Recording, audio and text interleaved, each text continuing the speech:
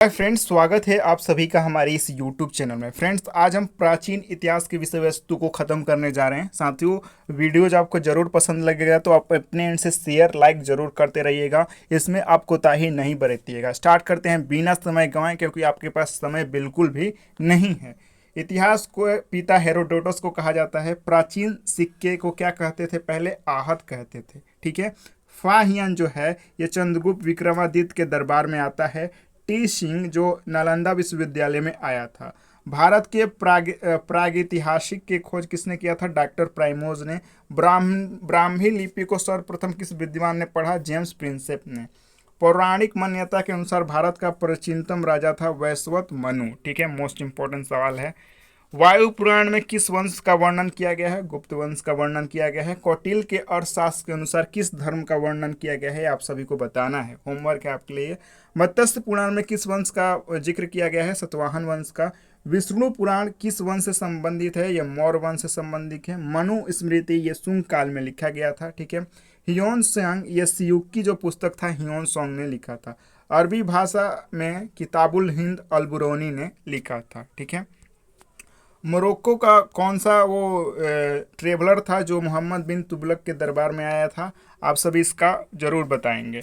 Marco Polo द्वारा किस राज का उल्लेख मिलता है? पांड्य राज का उल्लेख मिलता है। पतंजलि के महाभाष्य में किस वंश का उल्लेख मिलता है? सुंग वंश का।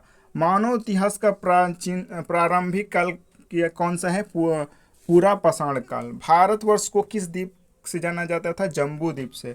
भारत में मानव का सर्वप्रथम साक्ष्य कहाँ से मिलता है? हथनौरा से। जूते हुए खेत के साक्ष्य कहाँ से मिलते हैं? कालीबंगा से। प्राचीनतम अस्थायी जीवन ये मेहरगढ़ से मिलते हैं। मानव ने सबसे प्रथम कौन सी धातु खोजा था? यानी कि तांबा जो धातु था उसको खोजा था। घरेलू जानवर जो डोमेस्टिकेट करते थे वो कुत्ता होता था। पशुपालन का प्राचीनतम साक्ष्य आदमगढ़ से मिला है। मानव द्वारा प्रयोग में लाए जाने वाले प्रथम जो अनाज था वो जौ था। भारत पुरातात्विक साक्ष्य के पहला महानिदेशक जॉन मार्शल थे। भारतीय पुरातत्व का जनक थे अलेक्जेंडर कनिंघम। हड़प्पा सभ्यता 2500 से 1750 बीसी के दौरान। हड़प्पा सभ्यता किस काल के सभ्यता थी? ये सिंधु घाटी सभ्यता थी। मोहनजोदड़ो का अर्थ क्या होता है? मोहनजोदड़ो का अर्थ होता है मृतकों का टीला। ठीक है। सिंधु सभ्यता के लोग मूर्ति पूजा करते थे। ठीक है। आइए सिंधु सभ्यता से सारे तथ्य को देख लेते हैं। हड़प्पा ये दयाराम साहनी इसके खोजकर्ता थे। 1929 में इसका खोज किया था और हड़प्पा रावी नदी के किनारे है। यहाँ से आपको कांसे की मूर्ति, गाड़ी प्रदर्शित, वस्त्र पहने हुए मूर्ति, गरुड़ का चित्र यहाँ से मिलता है। शंख बैल का भी चित्र यहीं से मिलता है। उसके बाद मोहनजोदड़ो ये पाकिस्तान में पड़ता है। हड़प्पा भी आपका पाकिस्तान में पड़ता है। इसे राखल दास बनर्जी ने खोजा था 1922 में। और मोहनजोदड़ो सिंधु नदी के किनारे है। यहाँ पे विशाल आशानागार, पुरोहितों का आवास, महाविद्यालय, यहाँ पे सारे चीज़ मिले थे। यहाँ पे दाढ़ी बनाने वाला पुजारी की मूर्ति, चमकते हुए बांदर का चित्र। ठीक है। नग्न जो महिला है उनका चित्र यहाँ पे मोहनजोदड़ो से प्राप्त होता है।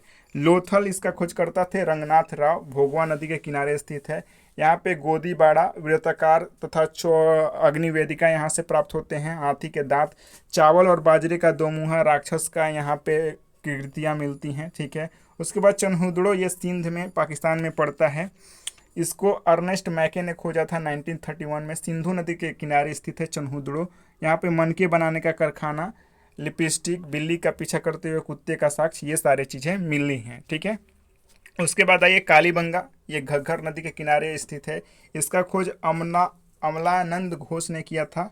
यहाँ पे जो कालीबंगा में जूते हुए खीद के साक्ष्य मिलते हैं। ठीक है। अग्नि हवन मिलते हैं, कुंड मिलते हैं, चूड़ियाँ मिलती हैं यहाँ से। राखी गढ़ी ये आपका हरियाणा में पड़ता है, घग्गर नदी के किनारे है। यहाँ पर हड़प्पा लिपि युक्त मुद्रा मिलती है। कोट दीजी से आपका किलेबंदी का साक्ष्य मिलता है, सिंधु नदी के किनारे स्थित है। बनावली से ये सरस्वती नदी के किनारे है। इसका खोज आर.एस. बिष्ट ने किया था। यहाँ मिट्टी के हल मोस्ट इंपॉर्टेंट है। बनावली से मिट्टी के हल का साक्ष्य प्राप्त होते हैं। जौ का भी साक्ष्य यहीं से प्राप्त होता है। उसके बाद रोपड़ ये सतलज नदी के किनारे है। ठीक है। इसको यगदत्त शर्मा ने खोजा था। तांबे की कुल्हाड़ी यहाँ से प्राप्त होती है। उसके बाद रंगपुर ये भादर नदी के किनारे स्थित है। ज्वार बाजरा 3 संस्कृतियों के अवशेष यहाँ से प्राप्त होती हैं। और मोस्ट इंपॉर्टेंट हम देखेंगे आलमगीरपुर, ये हिंडन नदी के किनारे स्थित है। मृतभांड पर रंगीन चित्रकारी का साक्ष्य यहाँ से प्राप्त होते हैं। और यहाँ पे तो कुछ इम्पोर्टेंट नहीं है। यहाँ पे सुतकोड़दा, ये गुजरात में स्थित है, सरस्वती नदी के किनारे स्थित है, ठीक है। यहाँ पे कलश, शवासन, घोड़े की हड्डी, तराजू यहाँ से मिलते हैं, मोस्ट इंपॉर्टेंट है। सबसे प्राचीनतम वेद ऋग्वेद है। जादू टोना का वेद अथर्ववेद है। वैदिक काल में अश्कनी, चिनाब नदी को अश्कनी कहते थे। वैदिक काल में किस नदी का जिक्र वैदिक काल में किस नदी का सर्वाधिक वर्णन है? सिंधु नदी का। संगीत, ये सामवेद में इसको बताया गया है संगीत। वैदिक काल में गाय को अघन्या कहा गया है, ठीक है। राजा को गोपा कहा गया है, पुत्री दुहिता कहा गया है। वर्ण व्यवस्था का सर्वप्रथम वर्णन आपका ऋग्वेद के 10वें मंडल में मिलता है, वर्ण व्यवस्था का, ठीक है।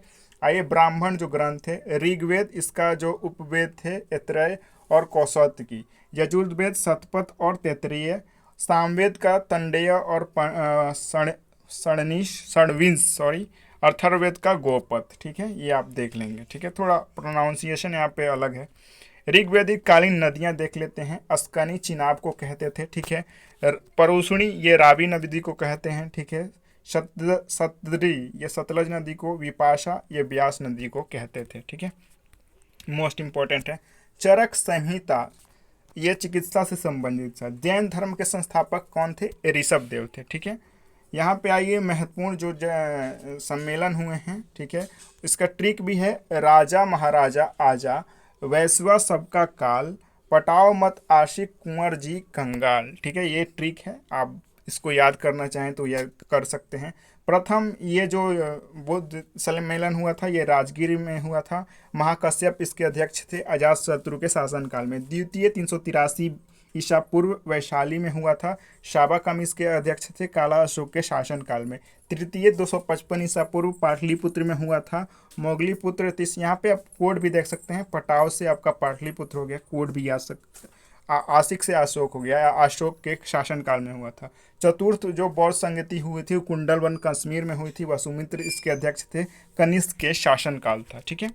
महावीर का जन्म कुंडग्राम वैशाली में 540 ईसा पूर्व हुआ था। महापरिनिर्वाण, ये कुशीनगर में महावीर का हुआ था। नैनार कौन थे? ये शैव धर्म के उपासक थे। मगध साम्राज्य का वास्तविक संस्थापक बिंबिसार था। अंग की राजधानी चंपा, मगध की राजधानी गिरिब्रिज या राजगिरी, ठीक है।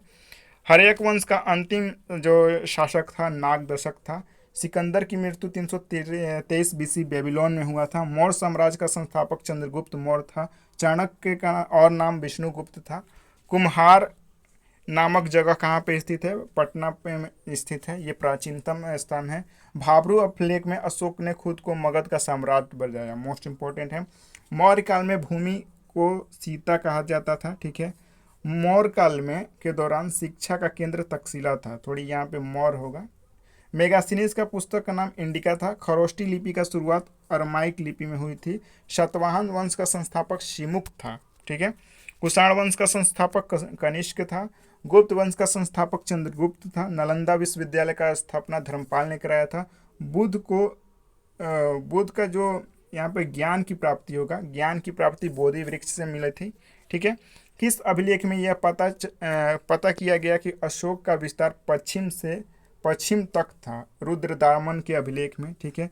गुप्त काल में सिक्कों को रजक कहा जाता था। यहाँ पर सिख नहीं, सिक्को होगा, सिक्कों को रजक कहा जाता था। साथियों, वर्ड्स पे आप मेरे ध्यान दीजिए, बस आप सुनिए इसको ध्यानपूर्वक।